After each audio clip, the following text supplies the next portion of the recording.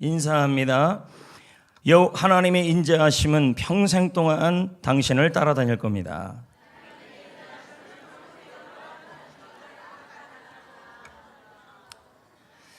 자, 고기를 다 드시기를 바랍니다.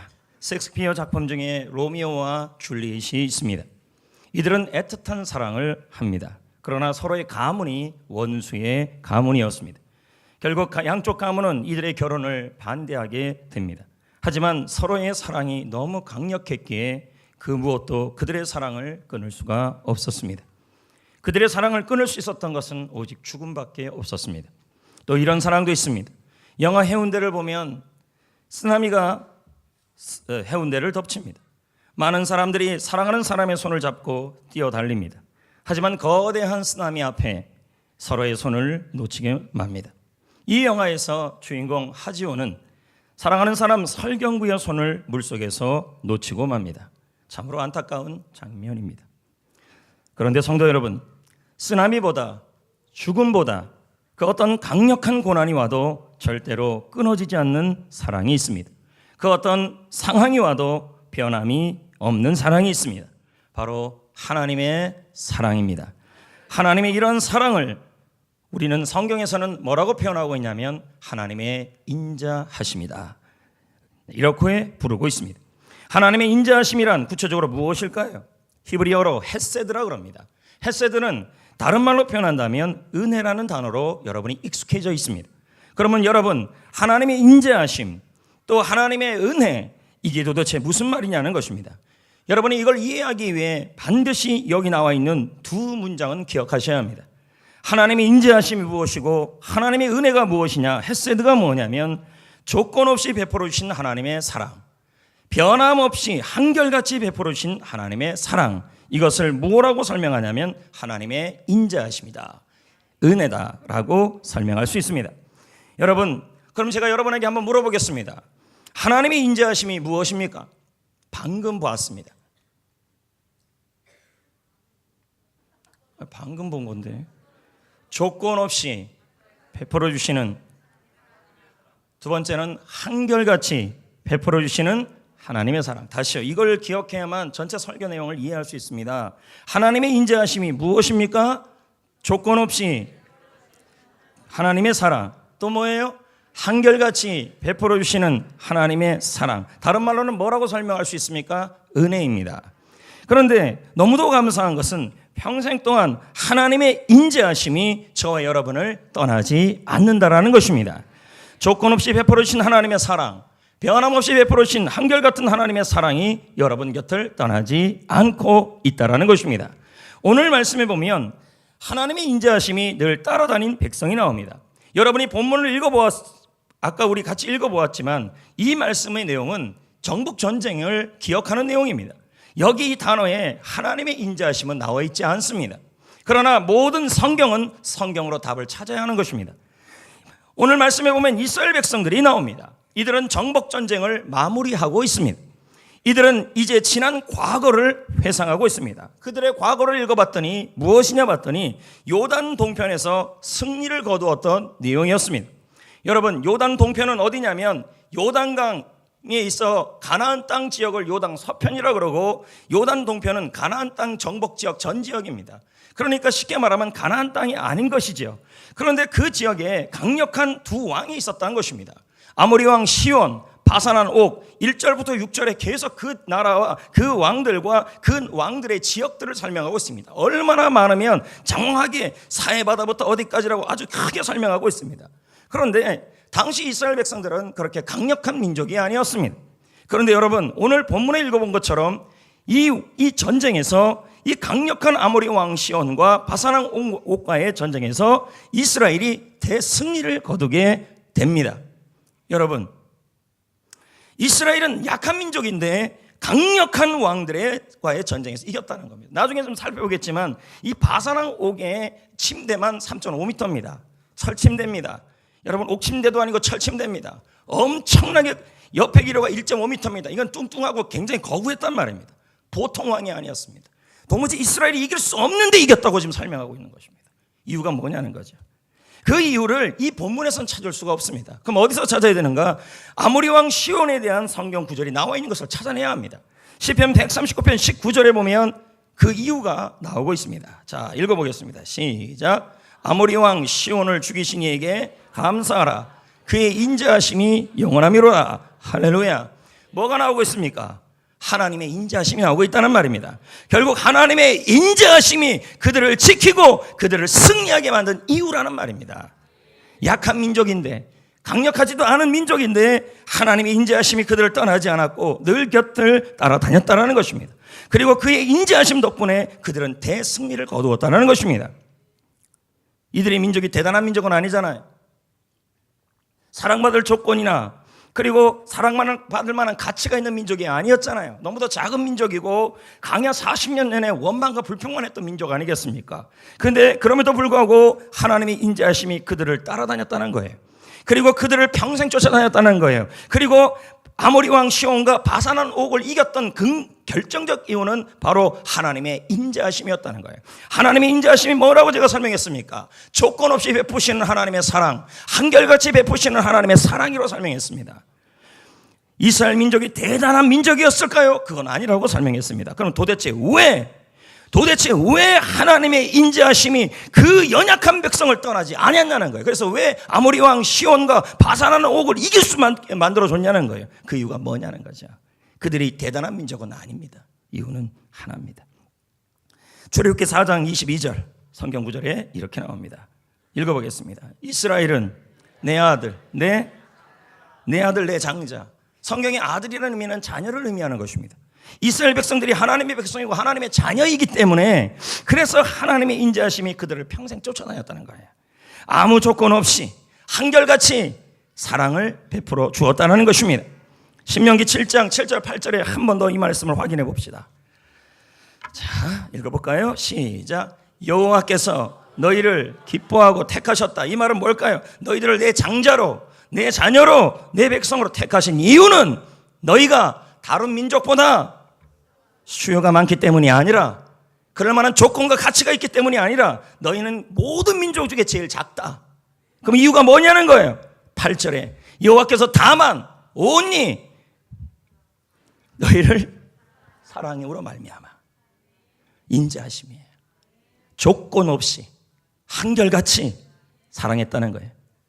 수요가 많아서도 아니고 잘난 부분이 있어서도 아니라 가치가 있고 조건이 있어 사랑한 것이 아니라 그냥 사랑했다는 거예요. 자녀이기 때문에, 장자이기 때문에 아무 조건 없이 한결같이 사랑을 베풀었다는 거예요.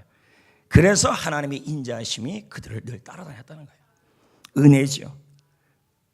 성도 여러분, 저와 여러분은 하나님의 자녀입니다. 예수 그리스도를 믿음으로, 예수 그리스도 덕분에 하나님의 자녀가 되었습니다. 그래서 하나님은 우리를 인자하심으로 사랑합니다. 아무 조건 없이 사랑하시고, 여러분이 넘어져도, 여러분이 쓰러져도, 실패해도, 잘못해도 사랑하십니다. 왜요? 자녀이니까. 요한일서 3장 1절은 이렇게 말씀합니다.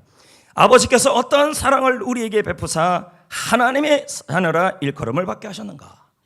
그냥 읽어보면 이해가 안 되지 않습니까? 공동번역은 해석합니다. 아버지께서 우리에게 베푸신 사랑이 얼마나 큰지 생각해 보십시오. 하나님의 큰 사랑으로 우리는 하나님의 자녀라고 불리게 되었습니다. 인자하심이죠. 우리는 과연 하나님의 자녀입니다. 이렇게 공동번역은 이 구절을 해석하고 있습니다. 성도 여러분, 하나님은 우리의 아버지이시고 우리는 그분의 자녀가 되었다고 말합니다. 그러므로 이제부터 하나님은 저와 여러분을 가치가 있어서, 조건이 있어서 사랑하는 것이 아니라 넘어져도, 쓰러져도, 실패해도, 부족해도 아무 조건 없이 한결같이 변함없이 사랑하십니다. 인자하심입니다. 헤세드입니다. 은혜입니다. 인자하심을 다시 한번 정리해보면 이렇습니다. 아무 조건 없이 베풀어 주신 하나님의 사랑, 한결같이 베풀어 주신 하나님의 사랑. 그런데 이 하나님의 인자하심이 저와 여러분의 평생 동안 따라다닌다는 거예요. 왜요? 하나님의 자녀이기 때문입니다. 하나님 아버지의 인자하심에 대하여 너무도 잘 표현해 주는 말씀들이 있습니다. 우리가 너무도 잘 아는 누가복음 15장의 아버지와 둘째 아들의 비유입니다. 둘째 아들은 아버지를 졸라 유산을 타낸 후에 멀리 떠납니다. 그리고 허랑방탕하게 산다고 성경은 말씀하고 있습니다. 그 많던 재산은 모두 다 탕진되어 버리죠. 그제서야 아버지께로 돌아옵니다. 그런데 아버지는 어떡합니까? 아버지는 살아서 돌아온 것만도 감사하고 있었던 것입니다. 이미 용서하고 있었습니다. 돈을 어떻게 탕진했는지, 지금까지 불만이 있었는지 없었는지, 불만이 무엇이있는지도 아버지는 묻지도 따지지도 않고 있었습니다. 아무 조건 없이 받아주고 있고, 한결같이 변함없이 아들이 죄를 짓고 아버지 곁을 떠났을 때에도 한결같이 조건 없이 사랑하시고, 제일 좋은 옷을 입히며 아들에게 반지를 끼워주며 자신의 아들이 살아 돌아왔다고 공언까지 합니다. 살찐 송아지를 잡아서 풍성한 잔치까지 베풀어 주는 것입니다. 아버지는 아들이 죄인 되었을 때도 사랑하셨고, 아버지는 아들이 인생을 실패했을 때도 사랑하셨고, 아버지는 아들이 모든 것을 다 잃어버렸을 때도 사랑하셨다는 거예요. 이러한 사랑을 성경에서는 인자하심이라고 설명하고 있는 거예요. 아무 조건 없이, 한결같이 변함없이 사랑하는 사랑을 하나님의 인자하심이라고 성경은 말하고 있는 것입니다. 예전에 금요기도회 때 저는 이 하나님의 인자하심과 은혜에 대한 설교를 한 적이 있습니다. 당시에 저는 이런 이야기를 한 적이 있어요. 1878년 영국인들이 사랑하는 빅토리아 여왕의 둘째 딸이 있었다는 거죠. 그 딸의 이름은 앨리스였습니다. 그녀에게는 어린 아들이 있었습니다. 그러나 그 아들은 무서운 병에 걸린 것입니다. 그러면 이 자녀는 병에 있으니 의사들은 그 어린 아들을 격리하며 공주에게서 떨어져 있으라고, 어머니에게서 떨어져 있으라는 각별한 주의 요망을 주었습니다. 하지만 그녀는 그렇게 할 수 없었습니다. 하루는 아들이 간호사에게 속삭이던 소리를 들었습니다. 왜 우리 어머니는 나에게 더 이상 입을 맞춰주지 않고 나를 알아주지 않을까? 앨리스 공주는 마음이 무너져 내렸습니다. 그녀는 아들에게 달려가 숨이 막히도록 안아주며 입을 맞추어 주었습니다. 그리고 이 앨리스 공주는 며칠 후에 세상을 떠났습니다. 그녀는 어떻게 이런 일을 할 수 있었을까요? 아이의 조건으로 사랑한 것이 아닙니다. 아이는 병들었습니다. 아이의 조건으로 사랑한 것이 아니라 아이의 가치로 사랑한 것이 아니었다는 것입니다. 조건 없이, 이유 없이, 한결같이, 변함없이 사랑한 것입니다. 왜 그럴까요? 내 아들이었기 때문입니다. 이게 바로 은혜요, 헤세드요, 하나님의 인자하심과 같은 의미인 것입니다. 하나님은 우리를 조건 때문에 사랑하지 않습니다. 하나님은 우리를 가치로 사랑하지 않습니다. 여러분이 부족해도, 넘어져도, 잘못해도, 실패해도 하나님은 저와 여러분을 사랑하시는 분이신 것입니다. 왜요? 저와 여러분은 하나님의 자녀이기 때문인 것입니다. 연애를 시작한 연인들을 보십시오. 눈에 콩깍지가 껴있지 않습니까? 상대방의 단점은 하나도 안 보인다는 겁니다. 우리가 보면 다 보이는데 본인만 안 보인다는 겁니다. 좋은 것만 보인다는 거죠. 은혜입니다. 뭔 조건으로 사랑하는 거 아니지 않습니까? 하나님이 우리를 바라볼 때도 인자하심과 은혜로 보는 겁니다. 단점이 있음에도 불구하고, 실패했음에도 불구하고, 병이 들었음에도 불구하고, 콩깍지가 오면 병들어도 그 연인과 살라 그러겠죠.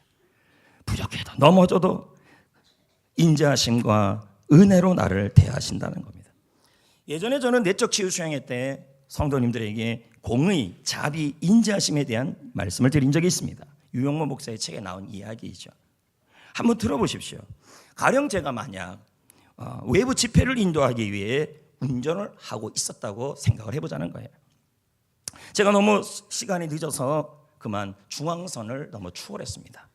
과속했죠. 경찰관이 저를 잡았습니다. 스티커와 벌점을 받았습니다. 이걸 뭐라 그래요? 죄를 지었으니 벌 받는 거 아닙니까? 공입니다. 인과응보예요. 성경에 이걸 주장한 사람이 누구냐면 욥의 친구들입니다. 끊임없이 말합니다. 네가 잘못했기 때문에 욥이 넌 벌이 내린 거다. 공이죠. 근데 제가 지갑을 꺼내서 하나를 보여줬습니다. 용인 동부경찰서 경목위원 이렇게 딱 표시를 딱 보여주는 겁니다. 나 경목위원입니다. 한번 봐주십시오. 그랬더니 경찰관이 이렇게 말하는 겁니다. 목사님 급한 일이 있었군요.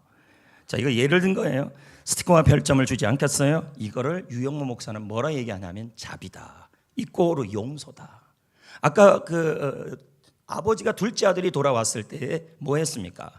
묻지도 따지지도 않고 아무 조건 없이 한결같이 이미 죄 짓는 순간부터 용서하고 있었어요. 돌아왔을 때도 용서했어요. 이걸 뭐라 그래요? 용서를 자비라고 설명하는 거죠. 우리 주님은 조건을 따지지 않습니다. 여러분이 잘못해도, 여러분이 부족해도 주님은 이미 여러분을 용서하시는 분이십니다. 그걸 뭐라 그래요? 자비라는 거죠. 그런데 이 경찰관이 이렇게까지 말하는 것입니다. 목사님 보니까 아주 급한 것 같으니까 제가 앞뒤로 사이가 다 대동해서 내가 잘못했는데도, 제가 잘못했잖아요. 그런데도 에스코트까지 해주겠습니다. 이건 뭐예요? 자비를 넘어서 덤이에요. 이걸 뭐라고 설명해요? 은혜다, 인자하심이다. 아까 그 첫째 아들 아버지 한번 보세요. 자, 돌아와서 용서해줬죠. 자비. 가락지 껴줬죠. 옷 입혀줬죠. 신발 줬죠. 송아지 맛있게 만들어줬죠. 덤, 은혜, 인자하심. 아무 조건 없이 내가 잘못해도, 내가 넘어져도, 내가 부족해도 내가 하나님의 자녀이기 때문에 하나님은 나를 뭐합니까? 은혜로 본다는 거죠.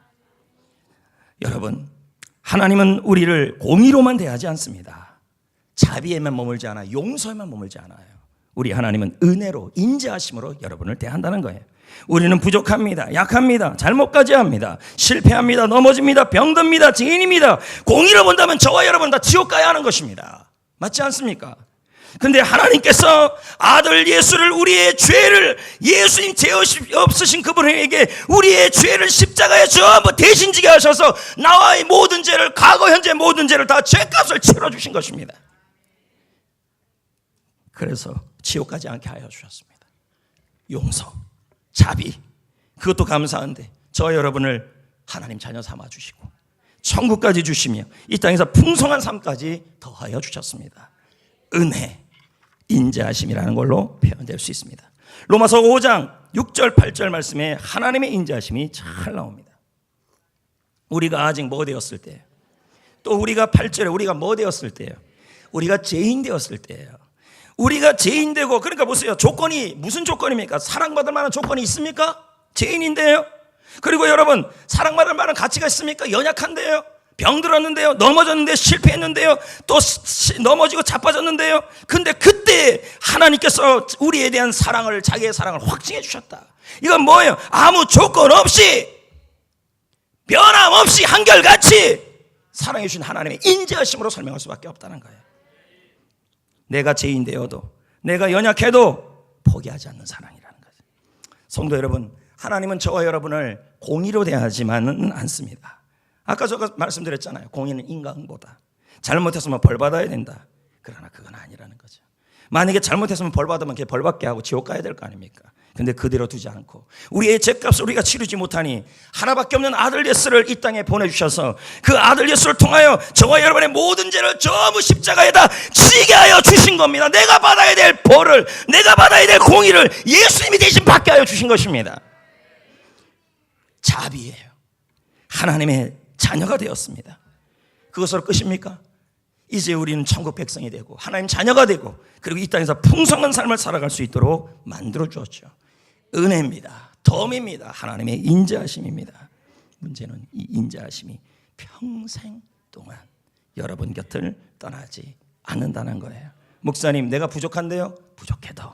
내가 넘어졌는데요? 넘어져도. 내가 실패했는데요? 실패져도. 내가 병들었는데요? 병들어도. 내가 잘못된 길을 갔는데요? 잘못된 길로 가도 떠나지 않아요. 하나님의 자녀이기 때문에. 특히 내가 죄인 되었을 때, 하나님과 원수 되었을 때, 내가 하나님 앞에 연약했을 때도 그리스도를 보내심으로 나를 사랑하신 분이에요. 하나님이 세상을 이처럼 사랑했기 때문에 독생자를 우리에게 주셨어요. 인자하심의 표본이 예수 그리스도예요. 그래서 시편 23편 6절에 다윗은 이렇게 말씀합니다. 자, 시작. 내 평생에 내 평생의 인자하심이 나를 반드시 따른다. 평생 동안 하나님의 인자하심이 나를 따른다. 우리말 성경은 해석합니다. 내 평생의 한결같은 사랑이 진실로 나와 함께할 것이다. 킹 제임스 버전은 이 인자하심을 steadfast love라고 표현하고 있습니다. steady, 변함없다. fast, 확고하다. 확고하고 변함없는 사랑이 인자하심이라는 얘기예요. 뒤따르다, 따를 것이다. 히브리 원어의 뜻은 추적하다. 옛날에 추노가 추노 알죠? 추노가 노예 잡는 것처럼 그렇게 추적하는 단어에 쓰는 단어가 이 단어예요. 하나님의 인자하심이 저와 여러분을 추적한다는 말입니다. 무섭습니까? 문제는 공의가 추적하는 게 아니라 하나님의 인자하심이. 공의가 추적한다 그러면 우리는 겁먹겠죠. 근데 성경은 그렇게 말하고 있지 않아요. 우리를 벌 주려고 추적하지 않는다는 거죠. 영화 도망자를 보면 죄수들이 탈옥합니다. 그때 경찰관들은 그를 잡으려고 따라 붙습니다. 왜요? 공의로 잡으려고요. 이때 쓰는 단어가 나를 따른다, 인자하심이 나를 따른다는 단어에 쓰는 그 단어와 똑같은 단어예요. 하나님의 인자하심이 나의 평생 동안 그렇게 범죄자를 추적하듯이 따라 붙겠다는 말이에요. 근데 문제는 공의로 따라 붙는 것이 아니라 아무 조건 없이 한결같이 내가 부족해도, 내가 넘어져도, 내가 곁길로 가도 나를 따라온다는 것입니다. 여러분, 할렐루야 교회 원로 목사 김상복 교수님의 이야기입니다. 이분은 1950년 12월 8일 어머니와 헤어지게 됩니다. 북한에 살던 분이시죠. 월남을 하게 된 겁니다. 왜냐하면 신앙을 지키고 살아가기에는 너무도 북한의 상황이 힘들었기에 주일날 예배만 나가면 공산당들이 그렇게 애를 팼다는 겁니다. 그걸 견딜 수 없어서 어머니가 신앙으로 키울 수 없는 상황에 처지자 이 아들을 남한으로 월남시켜버립니다. 그 후 47년 동안 어머니를 만나지 못해요. 평생 엄마를 만나지 못하는 거예요. 그런데 47년 만에 미국의 한 선교사님을 통하여 편지 한 통을 김상복 목사님이 받게 돼요. 교수님이 받게 돼요. 봤더니 80세가 된 어머니의 편지였어요. 그 편지에 어머니가 아들을 찾는 내용이 들어있는 거죠. 80년 만에 할렐루야 교회 담임 목사가 되어 있는 상황이 되니까 북한에서도 인정해줘서 북한에서 어머니를 만나게 돼요. 근데 그때 어머니의 말이 대단해요. 공산당들이 성경책을 빼앗아가고, 왜? 공산당은 종교를 아편으로 보고 있기 때문에 찬송가를 빼앗아가서 찬송가를 부를 수 없고 기도를 크게 내려할 수 없을 때 나는 방구석에 모퉁이에 입을 다무며 나의 아들을 위해 평생을 기도했다. 아버지 곁, 어머니 곁을, 이 아들이 이 어머니를 해준 게 없습니다. 47년 동안. 조건이 없잖아요. 아무 조건이 없는데 단지 김상복 교수님이 그의 아들이라는 이유 하나만으로 평생을 아무 조건 없이 한결같이 아들이 훌륭한 목회자가 되기 위해 기도했다는 거죠.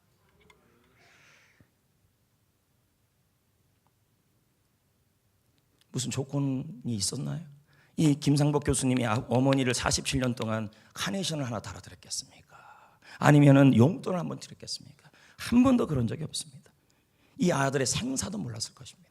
그럼에도 불구하고 아무 조건 없이 한결같이 이 아들을 사랑한 거죠. 이게 바로 하나님의 인자하심이에요.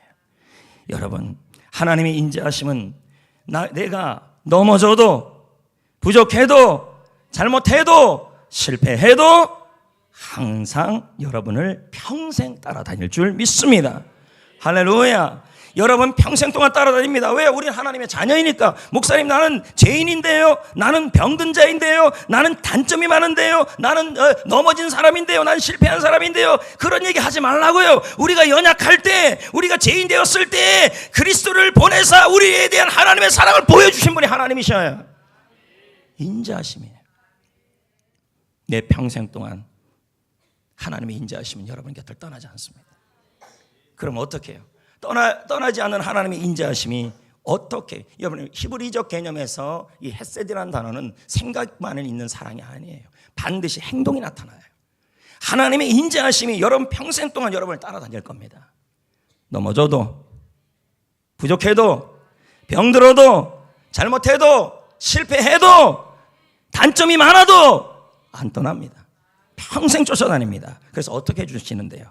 두 가지입니다. 첫째, 지켜주십니다.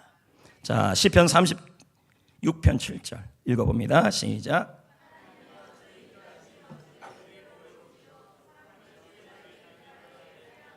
여기 보면 인자하심의 단어가 나와야 안 나와요? 근데 피한다는 단어가 나오고 있어요. 저는 이 인자하심이라는 단어, 헤세드라는 단어를 히브리 원어를 가지고 쭉 읽어봤습니다. 근데 거기에 단어 하나가 딱 머물렀습니다. 그게 뭐냐면 인자하심은 영어 단어가 하나 탁 튀어나오더라는 거예요. K-E-E-P, keep. 무슨 뜻일까요? 보존하다는 의미도 있겠지만 지킨다는 의미가 들어있어요. 저는 무릎을 쳤어요. 그렇다.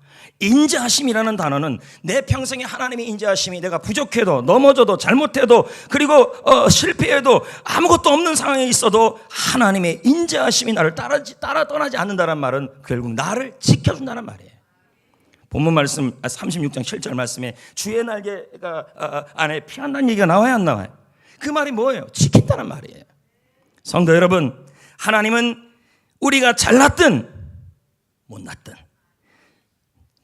제가 잘났든 못났든 하면 여러분 기분 나쁠 것 같아서 반대로 한 겁니다. 잘났든 못났든, 잘하든 못하든, 건강하든 아프든 상관없이 여러분을 평생 지킬 겁니다.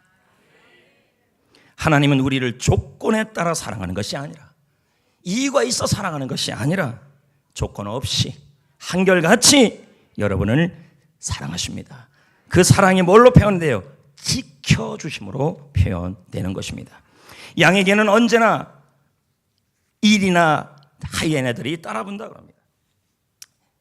그래서 양들이 이렇게 무리로 갈 때 양을 노리고 있는 것이 뭐냐면 양과 이리와 하이에나입니다. 목자는 앞에서 양을 지킵니다. 구약 성경에 보면요, 히브리인들, 베두인들을 보면요, 목자는 앞에서 양을 지켜요. 그러면 양들은 뒤로 처지는 양들이 있어요, 없어요? 그러면 뒤로 처지는 양들은 어떤 양일까요? 1번 건강한 양, 2번 병든 양입니다. 그리고 또 어떤 양이 뒤로 처질까요? 약한 양. 또 어떤 양이 뒤로 처질까요? 부족한 양. 또 어떤 양들이 처질까요? 다른 양보다 다리가 짧은 양. 하여튼 대부분 그런 양들입니다. 뒤로 처지는 양. 제 말이 맞지 않습니까? 또 어떤 양들이 뒤로 처질까요? 괜히 목자 안 보고 다른 데 자꾸 보다가 길을 잃은 양들, 그런 양들이 뒤로 처지는 겁니다. 이해됩니까? 뒤로 처지는 양들은 다 누구의 밥이 되냐면 이리와 하이에나의 밥이 되는 거예요. 그래서 목자는 이 양들이 부족해도 병들어도 약해도 잘못된 길로 가더라도 포기할 수 없는 거예요. 왜요? 내 양이니까. 그래서 그걸 인자하심으로 표현하는 거예요. 그래서 그들을 지키기 위해 목자들은 반드시 뒤에다가 개를 풉니다. 2마리. 왜 2마리입니까? 제가 그렇게 배웠어요. 장혜경 교수님한테.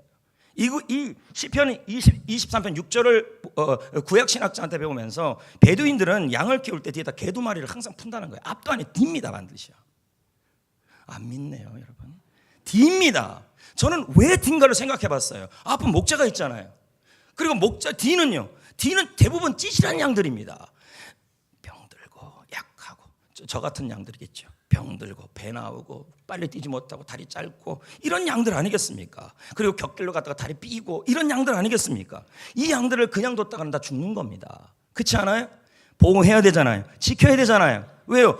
뒤로 처지니까, 뒤로만 처지면 하이에나가 와서 먹어버리기 때문입니다. 그것을 더 가까이에서 막아야 될 개들이 필요했다는 거예요. 그래서 2마리예요. 하나는 개 2마리예요. 근데 본문에서는 이걸 뭐라고 표현하고 있냐면 시편 26편 23편 3절 6절에서 보면 하나님의 인자하심과 그의 선하심이라고 표현해요. 왜 다윗이 그 평생 나를 따는 데에서 선하심과 인자하심을 넣냐는 거예요. 개 2마리를 연상한 거예요. 목동으로서요.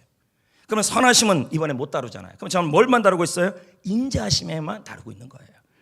이해되시겠어요?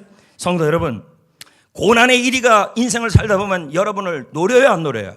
근데 주로 누구를 노리냐면 부족하고 병들고 약하고 의기소침하고 쓰러지고 다른 길로 가고 그런 양들을, 그런 성도들을 노리고 있다는 거예요. 이해되시겠어요? 절망의 하이에나들이 추격하고 오는 것입니다. 이러다가는 우리는 두려워서 쓰러질 수밖에 없어요. 그러나 여러분, 우리가 감사할 건 뭐냐면 고난의 일위보다 더 가까이서 우리를 지켜주는 것이 있다는 것입니다. 시편 23편 6절에서는 뭐라고 설명하냐면 개 2마리로 설명하지만 그것을 또 다로 설명하면 하나님의 인자하심이라고 설명하고 있어요. 뒤에서 따르고 있다는 말. 분명히 성경은 말하고 있어요. 내 평생의 여호와의 인자하심이 내 뒤를 따라온다고 설명. 앞이 아니에요. 앞은 나의 주님이셔요. 내가 처진 뒤라는 것이 얼마나 은혜가 되는지 몰라요. 여러분, 꼴등도 부족해도, 넘어져도, 잘못해도, 내 실수를 위해서 실패해도, 그래서 뒤로 처지나 할지라도 하나님의 양이고 하나님의 백성이고 하나님의 자녀에게 하나님이 그 모든 위험에서 우리를 아무 조건 없이, 변함없이 지킨다는 거예요. 평생 동안. 오늘 이 자리에 뒤로 처진 분들이 있습니까? 직장에서 사업장이 뒤로 처집니다. 또 나의 몸 상태가 그럴 수도 있죠.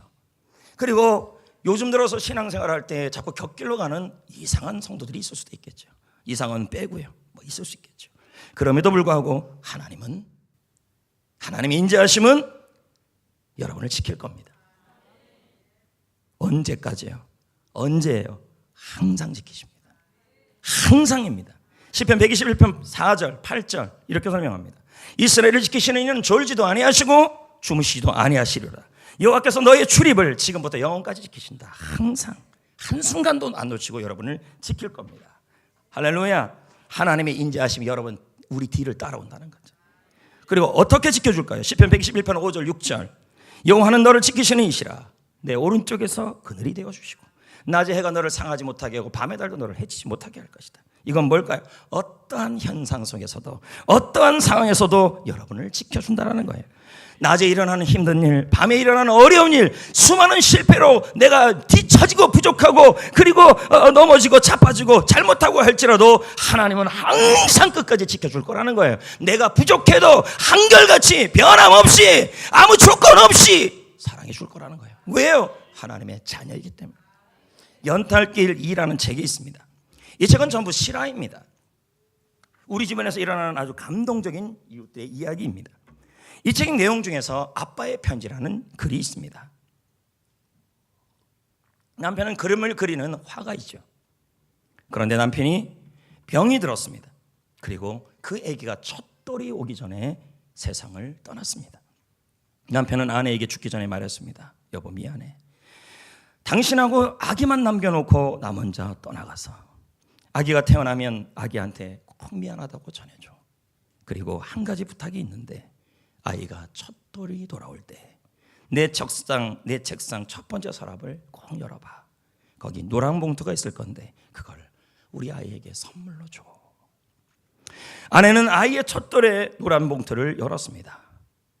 봉투 속에는 아빠가 그린 그림, 아이의 그림, 그리고 예쁜 강아지, 인형, 그리고 반지가 들어있었습니다. 그 안에 분홍색 편지가 한 통 들어있었는데 그것은 아기에게 쓴 편지였습니다. 아빠의 편지. 아빠는 죽은 거 아닙니까? 편지의 내용은 이렇습니다. 아가야,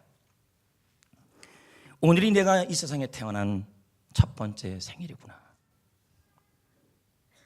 아빠는 얼마나 기쁜지 몰라. 그런데 아빠는 너와 함께 있지 못해서 너무 미안하구나. 아빠가 곁에 있었으면 너를 동물원에도 데려가고 사진도 예쁘게 찍어줬을 텐데. 하지만 아가야, 아빠는 언제까지나 너의 손을 꼭 잡고 있을 거야. 내가 눈물을 흘리면 맑은 바람이 되어서 너의 눈물을 씻어줄게. 네가 삶에 지쳐 쓰러지면 내 등을 쓰다듬는 따스한 햇볕이 되어줄게. 그리고 너를 보살피는 엄마의 힘겨운 걸음걸이마다 아빠는 늘 함께 할 거야. 아가야, 착하고 건강하게 자라야 돼. 아빠는 별빛으로 바람으로 때로는 따스한 햇살로 영원히 너의 곁을 떠나지 않을 거야. 너를 지켜줄 거야. 아가야 안녕. 하늘나라에서 너를 너무도 사랑하는 아빠가. 이 내용이에요. 저는 이 얘기를 읽으면서 얼마나 애틋한 사랑인가. 아빠는 평생 아이를 지켜주려고 하고 있습니다. 아이가 핏덩어리인데요. 그 아이가 무슨 능력이 있습니까? 약하죠. 조건도 없죠. 부족하죠. 병들어죠. 근데도 하늘나라에서까지 이 아이를 지켜주겠대요. 조건 없이 한결같이 사랑하면서 지켜주겠대요. 아이가 부족해도. 저는 이게 인자심이라고 보는 거죠. 이 아빠의 사랑보다 더 여러분을 사랑하는 분이 있습니다. 우리 하나님 아버지입니다. 하지만 우리는 시련이 올 때마다 별별 생각이 다 듭니다. 하나님이 나를 버린 게 아닐까? 하나님이 나를 사랑하신다면 왜 이렇게 끝이 안 보이는 것일까? 성도 여러분, 지금 우리가 사는 길이 험한 골짜기일 수도 있고 우리가 걷는 이 길에 위험한 고난의 이리가 여러분 뒤째 쫓아올 수 있습니다. 자녀의 걱정도 많고 가족 걱정도 많고 이 아이들 신앙생활 제대로 못하는 모습 보면서 마음에 부모의 걱정도 많고 먼 데 떠나 있거나 가까이 있는 아이들을 키울 수 있는 또 가족, 물질, 사업장에 대한 걱정도 너무 많습니다. 하지만 저와 여러분은 하나님의 자녀입니다. 우리가 죄인 되었을 때, 우리가 연약할 때 하나님께서는 그리스도께서 우리를 위하여 죽으심으로, 아무 조건 없이 죽으심으로, 한결같이 사랑함으로 죽으심으로 하나님의 사랑을 확증하여 주셨습니다. 그러므로 하나님께서 우리가 잘났든 못났든 우리를 지킬 것입니다. 여러분이 부족해도, 여러분이 잘못해도, 여러분이 실패해도 지킬 겁니다.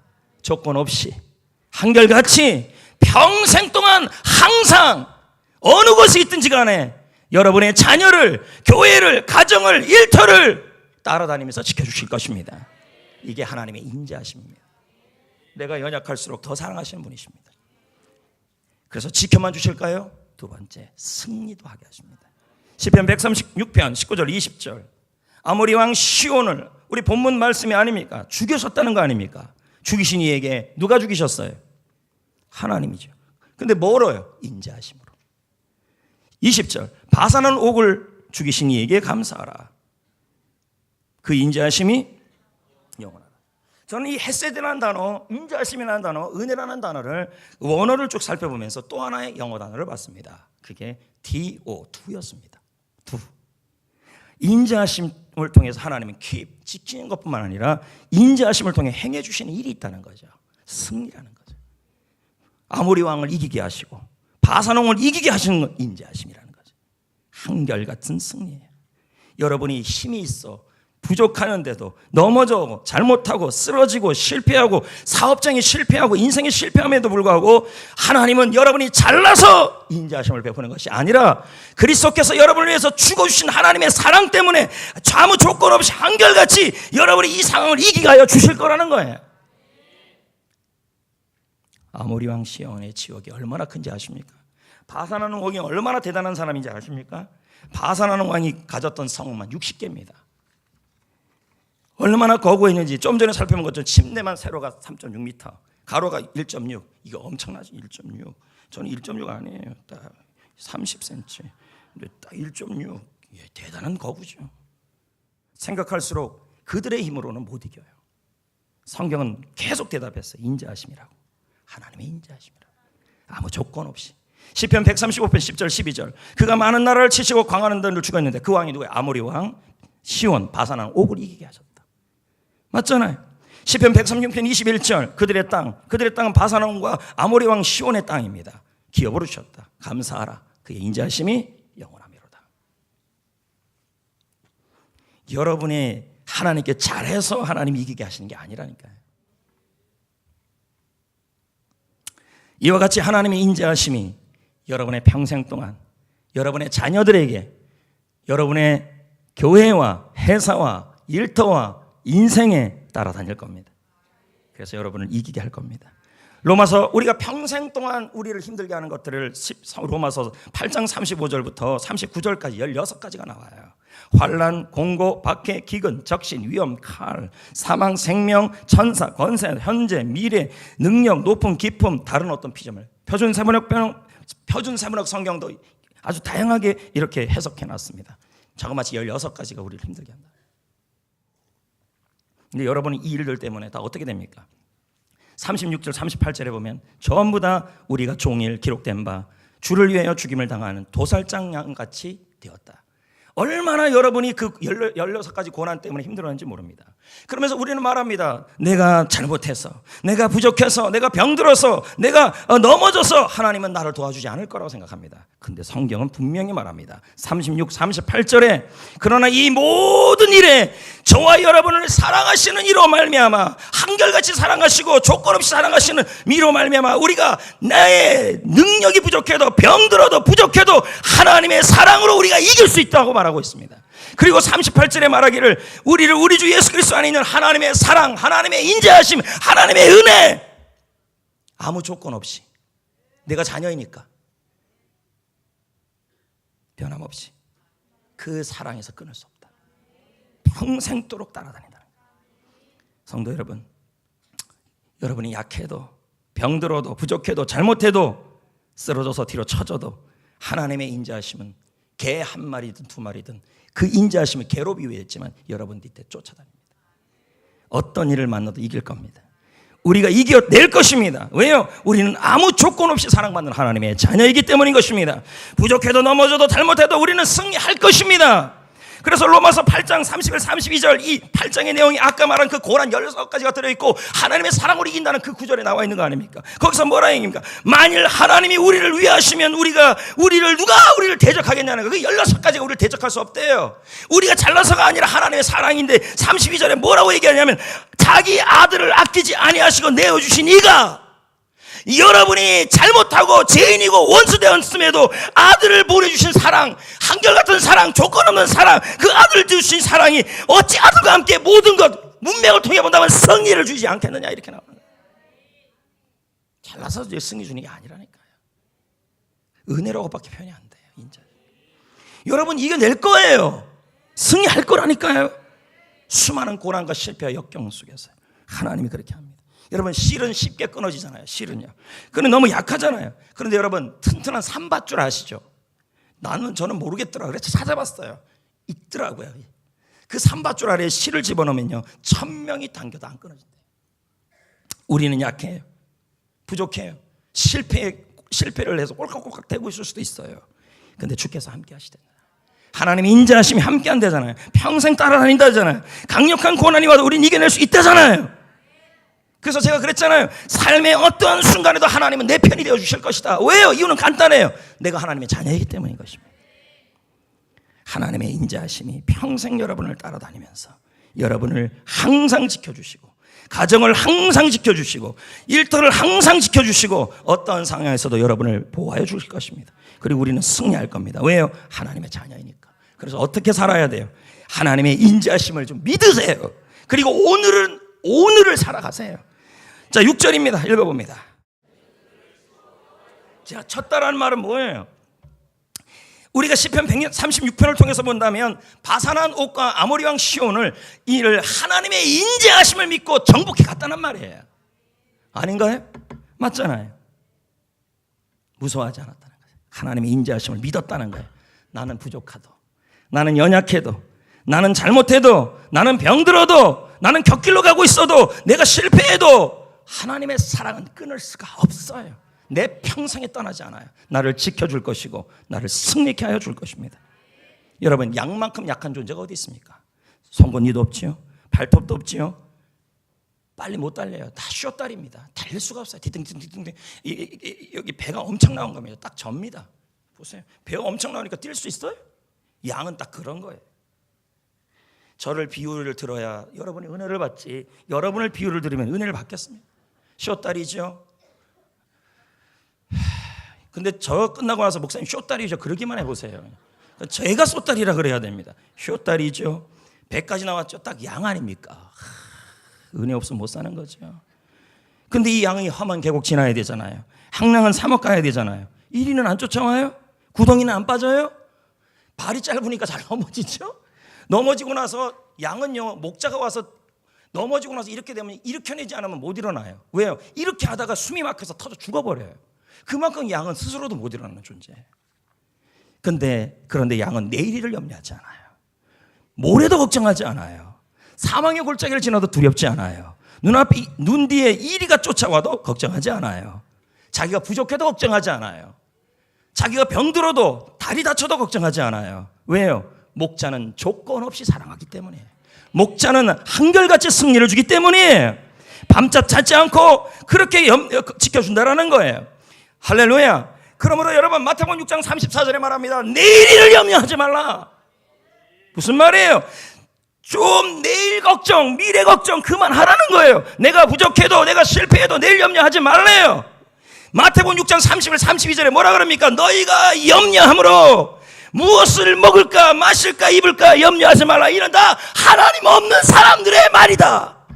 너희 하늘아버지께서 너희 아버지께서 너희에게 있어야 할 것을 아시니라. 그러므로 너희는 내일 일을 염려하지 말라. 무슨 말이에요? 하나님이 다 여러분을 인자하심으로 지킬 것이니 그러므로 그 인자하심을 믿고 오늘은 오늘을 살아야 돼요. 내일 걱정하지 말고 오늘 좀 잘 사세요. 오지도 않은 내일을 걱정하고 있어요. 오늘은 오늘을 사세요. 오늘을 승리해야 일생을 승리하기 때문에. 지금 저의 기도거리는 어린이 꿈 축제입니다. 이제 2주 남았습니다. 올해 어린이 꿈 축제의 제 소망은 확실한 지역 브랜드가 되는 것이고 퀄리티를 높여놓는 것입니다.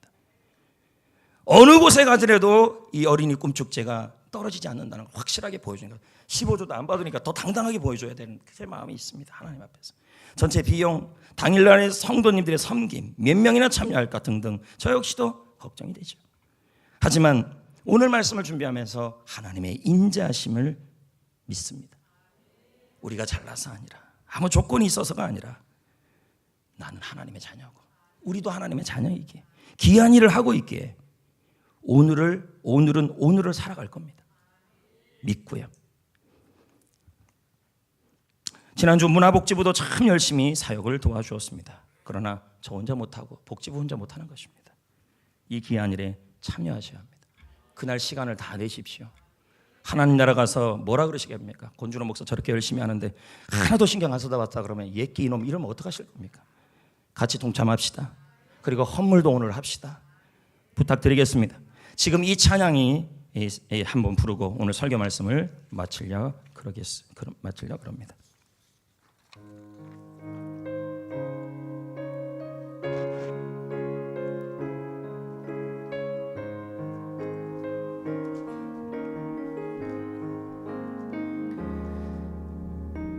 내 모습 이대로 주 앞에 갈 수 없어 보혈의 피 주의 공로 난 의지합니다.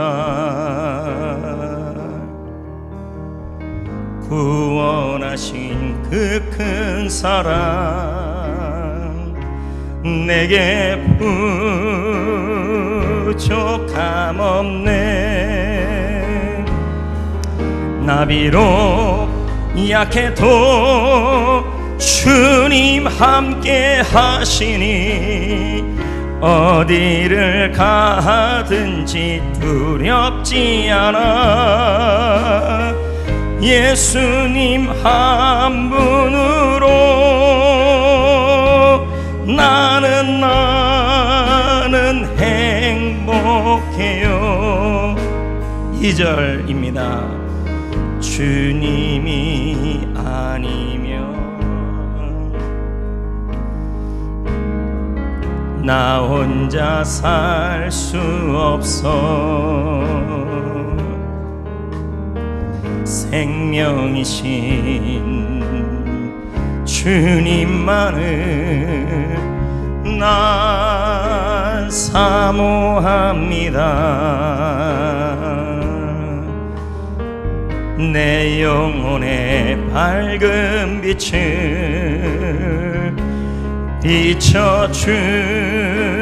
비춰주신 예수님,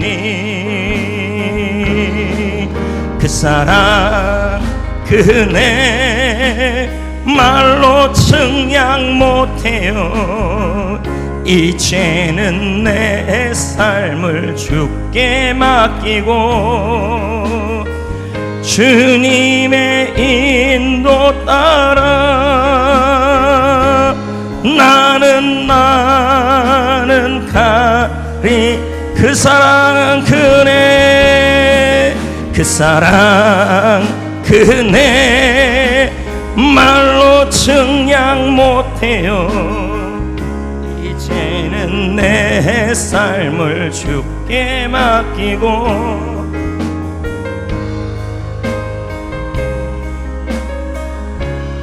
나는 행복해요. 나는 행복해요. 할렐루야. 이제 말씀을 맺겠습니다. 우리 옛날에 이런 말이 있습니다. 사람이 잘 되려면 운이 따라야 한다. 그러나 성도 여러분, 하나님의 자녀들에게는 운이 필요 없습니다. 운은요, 행운을 받을 준비가 되어 있어야 된다 그래요.